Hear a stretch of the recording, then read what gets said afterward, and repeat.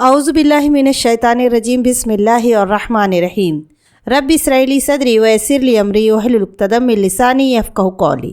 আসসালামু আলাইকুম ওয়া রাহমাতুল্লাহি ওয়া বারাকাতুহু। আজকে আমরা 169তম ভিডিও পোস্ট করতে যাচ্ছি, যেখানে আমরা জিহাদ অধ্যায়টিকে কন্টিনিউ করব। তাহলে আজকের ভিডিও শুরু করা যাক। বিসমিল্লাহির রহমানির রহিম। 2869 নম্বর হাদিস। উম্মুল মুমিনিন হযরত আয়েশা রাদিয়াল্লাহু তাআলা আনহা কর্তৃক বর্ণিত, তিনি বলেন, রাসূলুল্লাহ সাল্লাল্লাহু আলাইহি সাল্লামের ইন্তেকালের পর তার কন্যা ফাতেমা রাদিয়াল্লাহু তাআলা আনহা আবু বকর রাদিয়াল্লাহু তাআলা আনহুর নিকট এসে ফাই বা বিনা যুদ্ধে প্রাপ্ত সম্পদ, যা আল্লাহ তার রসুলের অধিকার ও মালিকানায় অর্পণ করেছিলেন এবং তিনি ইন্তেকালের সময় তা পরিত্যাগ করে গিয়েছিলেন, তা হতে উত্তরাধিকারিণী হিসাবে অংশ ভাগ করে দেওয়ার দাবি করলেন। আবু বকর রাদিয়াল্লাহু তাআলা আনহু তাকে বললেন, রাসূলুল্লাহ সাল্লাল্লাহু আলাইহি সাল্লাম বলেছেন, আমি পরিত্যক্ত সম্পদের কোনো উত্তরাধিকারী রেখে যাচ্ছি না, যা কিছু সম্পদ রেখে যাচ্ছি তা সাদকা হিসাবে গণ্য হবে। এটি শুনে রাসূলুল্লাহ সাল্লাল্লাহু আলাইহি সাল্লামের কন্যা ফাতেমা রাদিয়াল্লাহু তাআলা আনহা অসন্তুষ্ট হলেন এবং এই কারণে আবু বকরের সাথে সম্পর্ক ছেদ করলেন। মৃত্যু পর্যন্ত তিনি তার সাথে সম্পর্ক রাখেননি। রাসূলুল্লাহ সাল্লাল্লাহু আলাইহি সাল্লামের ইন্তেকালের পর তিনি অর্থাৎ ফাতেমা রাদিয়াল্লাহু তাআলা আনহা 6 মাস জীবিত ছিলেন।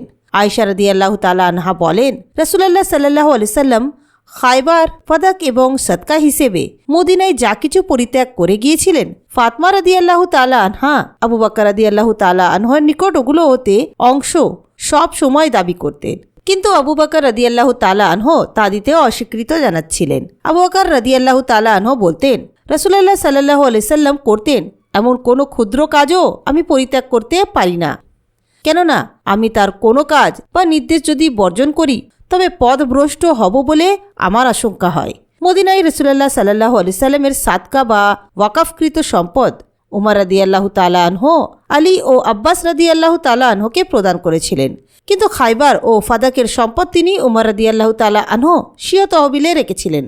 তিনি বলতেন, রাসূলুল্লাহ সাল্লাল্লাহু আলাইহি সাল্লামের এই দুটি ওয়াকফকৃত সম্পদ বিভিন্ন পরিস্থিতিতে সৃষ্ট প্রয়োজনে খরচ করা হতো। এই কারণেই এগুলোর ব্যবস্থাপনার দায়িত্ব তৎকালীন খলিফার অধিকারভুক্ত থাকবে।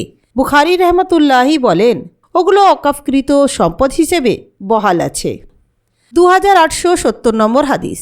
হযরত মালিক রাদিয়াল্লাহু তাআলা আনহু কর্তৃক বর্ণিত, একদা পূর্বাহ্নের প্রখর রৌদ্রে আমি নিজ পরিবার পরিজনের মধ্যে ছিলাম।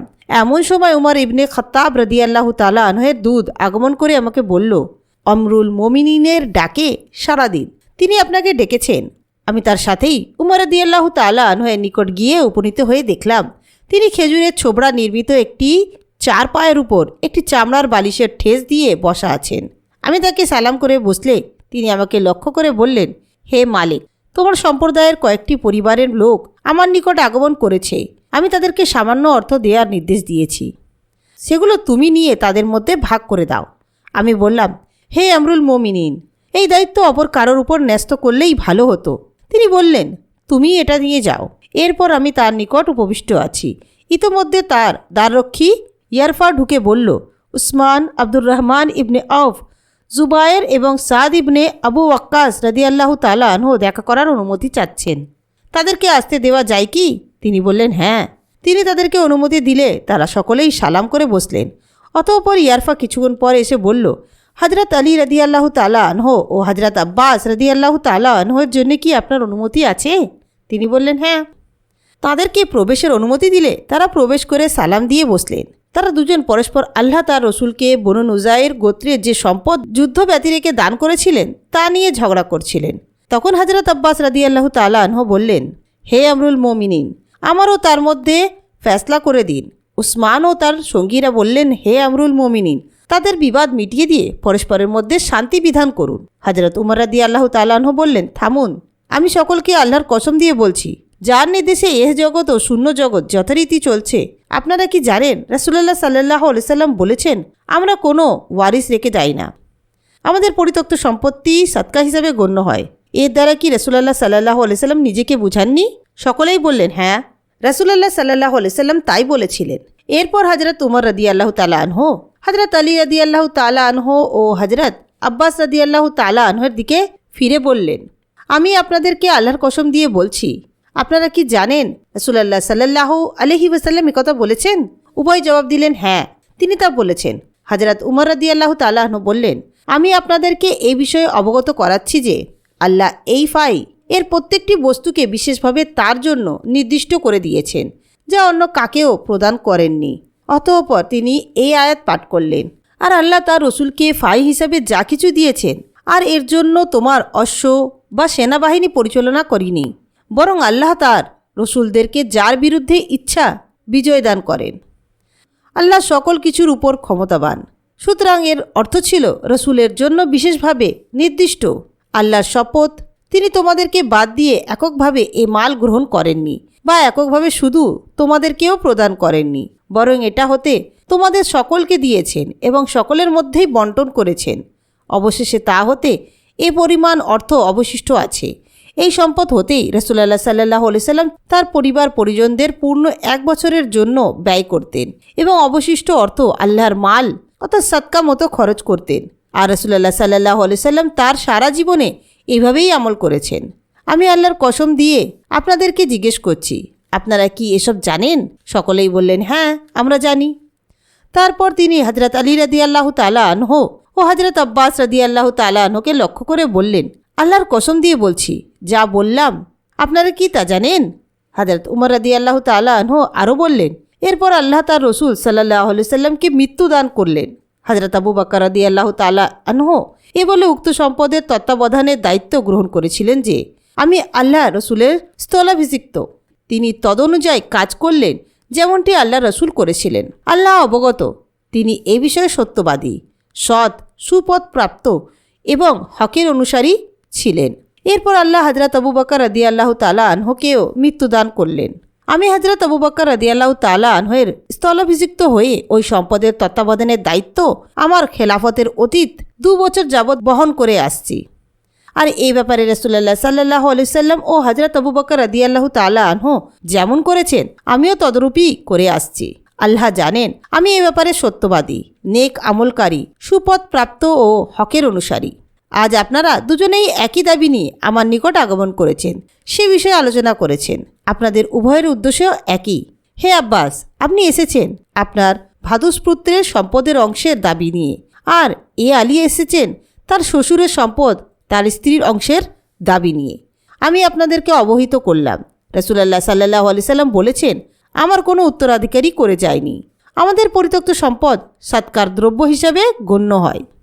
ওগুলোর তত্ত্বাবধানের দায়িত্ব আমি আপনাদের উপর অর্পণ করেছিলাম। তখন বলেছিলাম, একটি শর্তেই আমি তা আপনাদের উপর ন্যস্ত করতে পারি, আর তা হলো আপনারা আল্লাহর নামে এ বলে প্রতিজ্ঞা করবেন যে রাসূলুল্লাহ সাল্লাল্লাহু আলাইহি সাল্লাম ও হযরত আবু বকর রাদিয়াল্লাহু তাআলা আনহু এই সম্পদ যেভাবে কাজে লাগিয়েছেন এবং আমার তত্ত্বাবধানে আসার পর যেভাবে আমি কাজে ব্যবহার করেছি, আপনারাও ঠিক এমনভাবেই কাজে লাগাবেন। আপনারা বলেছিলেন, হ্যাঁ, এইভাবেই আমাদের উপর ন্যস্ত করুন। ওই শর্তেই আমি আপনাদের দায়িত্বে তা ন্যস্ত করেছিলাম। আপনাদেরকে আল্লাহর শপথ দিয়ে জিজ্ঞেস করছি, আমি কি তাদেরকে এ শর্তে উক্ত সম্পদের তত্ত্বাবধানের দায়িত্ব অর্পণ করেছিলাম না? সকলেই বললেন, হ্যাঁ, এই শর্তেই দেয়া হয়েছিল। তারপর তিনি আলী ও আব্বাস রাদিয়াল্লাহু তাআলা আনহুর দিকে তাকিয়ে বললেন, আল্লাহর কসম দিয়ে আপনাদেরকে বলছি, এই শর্তেই কি আমি আপনাদেরকে ওই সম্পদের তত্ত্বাবধানের দায়িত্ব অর্পণ করেছিলাম না?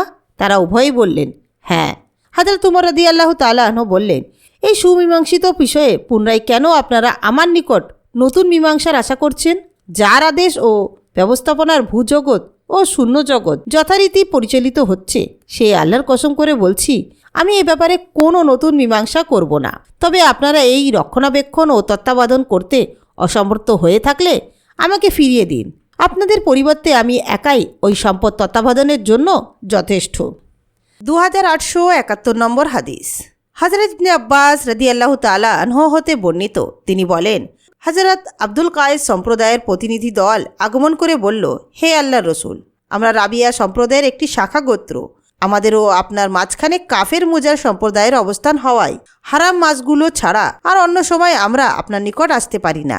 কাজে আমাদেরকে এমন কিছু আমলের আদেশ করুন যা আমাদের সম্প্রদায়ের অন্যান্য লোকদের নিকট প্রত্যাবর্তন করে তাদেরকে জানাবো এবং নিজেরাও তদানুযায়ী কাজ করব। তিনি বললেন, আমি তোমাদেরকে 4টি বিষয়ের আদেশ দিচ্ছি ও 4টি বিষয়ে নিষেধ করছি। তা হলো আল্লাহর প্রতি ঈমান রাখতে, আল্লাহ ছাড়া আর কোনো ইলাহা নেই এ কথার সাক্ষ্য দিতে, এ বলে তিনি আঙুল একত্রিত করলেন। নামাজ কায়েম করতে, জাকাত আদায় করতে, রমজানের রোজা পালন করতে, গনিমতের 1/5 আল্লাহর উদ্দেশ্যে প্রদান করতে। আর নিষেধ করছি কদুর খোলের পাত্র ও কঠোর পাত্র ব্যবহার করতে, সবুজ বর্ণের মৃত্তিকার পাত্র এবং তেলে পাকানো পাত্র ব্যবহার করতে। 2872 নম্বর হাদিস। হযরত আবু হুরায়রা রাদিয়াল্লাহু তাআলা আনহু থেকে বর্ণিত, রাসূলুল্লাহ সাল্লাল্লাহু আলাইহি সাল্লাম বলেছেন, আমার ওয়ারিসদের উচিত দিনার প্রাপ্য অংশ হিসাবে গ্রহণ না করা। যে সম্পদ পরিত্যাগ করে যাব তা আমার স্ত্রীদের ভরণ পোষণের এবং আমার আমেল রাজস্ব আদায়কারীর ব্যয় নির্বাহের পর তা হতে যা অবশিষ্ট থাকবে তা সাদকা হিসাবে গণ্য হবে। 2873 নম্বর হাদিস। হযরত আয়েশা রাদিয়াল্লাহু তাআলা আনহা হতে বর্ণিত, তিনি বলেন, যখন রাসূলুল্লাহ সাল্লাল্লাহু আলাইহি সাল্লাম ইন্তেকাল করলেন তখন আমার ঘরে এমন কিছুই ছিল না যে যা খেয়ে কেউ জীবন বাঁচাতে পারে।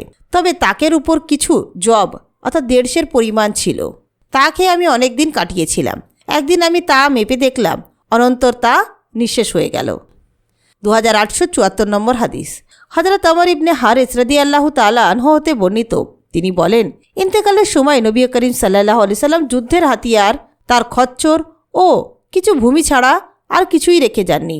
এগুলি তিনি সাদকা হিসাবে রেখে গিয়েছিলেন। 2875 নম্বর হাদিস। নবী পত্নী হযরত আয়েশা রাদিয়াল্লাহু তাআলা আনহা হতে বর্ণিত, তিনি বলেন, রাসূলুল্লাহ সাল্লাল্লাহু আলাইহি সাল্লামের রোগ মারাত্মক আকার ধারণ করলে তিনি অন্যান্য সহধর্মিনীদের নিকট তার চিকিৎসা ও সেবা শুশ্রূষার জন্য হযরত আয়েশা রাদিয়াল্লাহু তাআলা আনহার ঘরে অবস্থান করার অনুমতি চাইলেন। সকল স্ত্রী তাঁকে তথায় অবস্থান করার অনুমতি দিয়েছিলেন। 2876 নম্বর হাদিস। হযরত আয়েশা রাদিয়াল্লাহু তাআলা আনহা হতে বর্ণিত, তিনি বলেন, আমার গৃহে এবং পালাক্রমে আমার নিকট অবস্থানের দিনই আমার বক্ষে মাথা রেখেই নবী করিম সাল্লাল্লাহু আলাইহি সাল্লাম ইন্তেকাল করেছেন। ওই সময় আমারও তার মুখের লালা একত্রিত হয়েছিল। হযরত আয়েশা রাদিয়াল্লাহু তাআলা আনহা বলেন, ঘটনাটি এমন, আব্দুর রহমান একটি মেসওয়াক নিয়ে আসলো। নবী করিম সাল্লাল্লাহু আলাইহি সাল্লাম মেসওয়াক করার জন্য তা তার নিকট থেকে চেয়ে নিলেন, কিন্তু দুর্বলতার জন্য তা চিবাতে পারলেন না। আমি তা নিয়ে চিবিয়ে নরম করে ব্যবহারের উপযোগী করে দিলাম।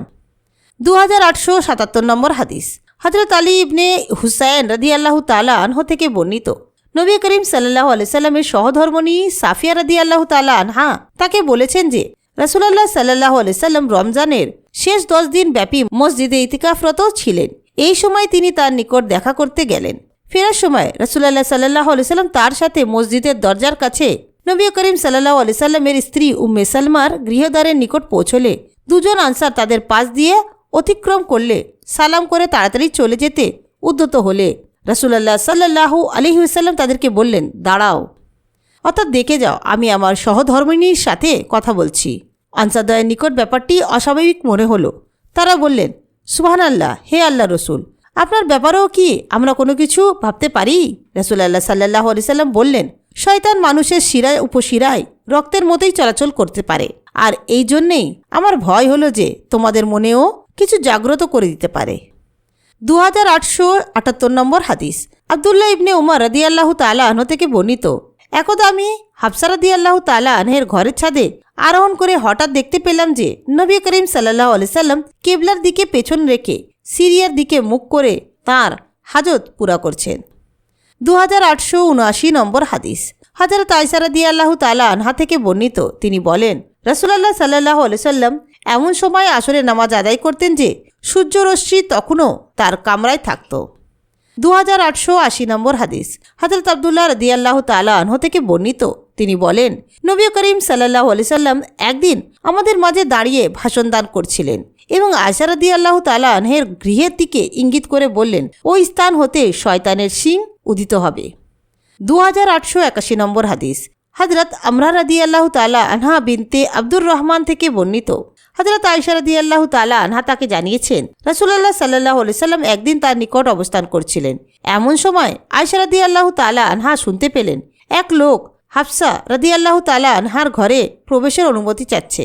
আয়েশা রাদিয়াল্লাহু তাআলা আনহা বলেন, আমি বললাম, হে আল্লাহ রসুল, একজন পুরুষ লোক যে আপনার গৃহে প্রবেশের অনুমতি চাচ্ছে। রাসূলুল্লাহ সাল্লাল্লাহু আলাইহি সাল্লাম বললেন, সে হাফসার দুধ সম্পর্কিত চাচা, আর জন্মগত সম্পর্ক যাদের সাথে বিয়ে নিষিদ্ধ করে দেয় দুধ সম্পর্ক তাদেরকে তদ্রূপ নিষিদ্ধ করে দেয়। 2882 নম্বর হাদিস। আনাস রাদিয়াল্লাহু তাআলা আনহু থেকে বর্ণিত, হযরত আবু বকর রাদিয়াল্লাহু তাআলা আনহু খলিফা নির্বাচিত হলে তাকে হযরত আনাস রাদিয়াল্লাহু তাআলা আনহুকে বাহরাইনে প্রেরণ করলেন এবং তার কর্তব্য অর্থাৎ ফরজ সদকা সম্পর্কে তাকে একটি লিপিকায় লিখতে নির্দেশ দিলেন। এই লিপিকায় নবী করিম সাল্লাল্লাহু আলাইহি সাল্লামের মোহরাঙ্কিত করা হয়েছিল। তার মোহরের 3টি ছত্র খোদিত ছিল। এক ছত্রে মোহাম্মদ, এক ছত্রে রসুল এবং এক ছত্রে আল্লাহ খোদিত ছিল। 2883 নম্বর হাদিস। হযরত ঈসা ইবনে তাহমান থেকে বর্ণিত, তিনি বলেন, হযরত আনাস রাদিয়াল্লাহু তাআলা আনহু আমাদেরকে পশমবিহীন চামড়ার ফিতা লাগানো একজোড়া জুতা বের করে দেখালেন। পরে হযরত সাবিতুল বুনানি আমাদেরকে বলেছিলেন জুতো জোড়া ছিল নবী করিম সাল্লাল্লাহু আলাইহি সাল্লামের এবং আনাসই তাকে একথা জানিয়েছিলেন। 2884 নম্বর হাদিস। হযরত আবু বুরদাহ রাদিয়াল্লাহু তাআলা আনহু থেকে বর্ণিত, তিনি বলেন, হযরত আয়েশা রাদিয়াল্লাহু তাআলা আনহা আমাদের সামনে একখানা মোটা চাদর বের করে বললেন, এই চাদরই নবী করিম সাল্লাল্লাহু আলাইহি সাল্লাম ইন্তেকাল করেছিলেন। সুলেমান হুমায়দের সূত্রে হযরত আবু বুরদাহ থেকে বেশি এতটুকু বর্ণনা করেছেন যে হযরত আয়েশা রাদিয়াল্লাহু তাআলা আনহা আমাদের সামনে ইয়ামেনের বানানো একখানা মোটা কাপড় এবং পরিধেয় মুলাব্বাদা নামক একখানা বস্ত্র বের করে দেখালেন।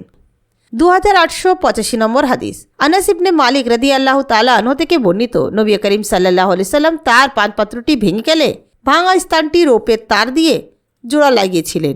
আসেম বলেন, আমি পানপাত্রটি দেখেছি এবং তাতে আমিও পান করেছি। 2886 নম্বর হাদিস। হযরত আলী ইবনে হুসাইন রাদিয়াল্লাহু তাআলা আনহু থেকে বর্ণিত, হযরত হুসাইন রাদিয়াল্লাহু তাআলা আনহুর শাহাদাতের পর তারা ইয়াজিদ ইবনে মুয়াবিয়ার নিকট হতে মদিনায় প্রত্যাবর্তন করলে মেসওয়ার ইবনে মাখরামা তার নিকট আগমন করে বললেন, আমি আপনার কোনো কাজে লাগলে নির্দেশ দিন। আলী ইবনে হুসাইন বললেন, আমি বললাম, না, আপনার দ্বারা আমার কোনো কাজ নেই।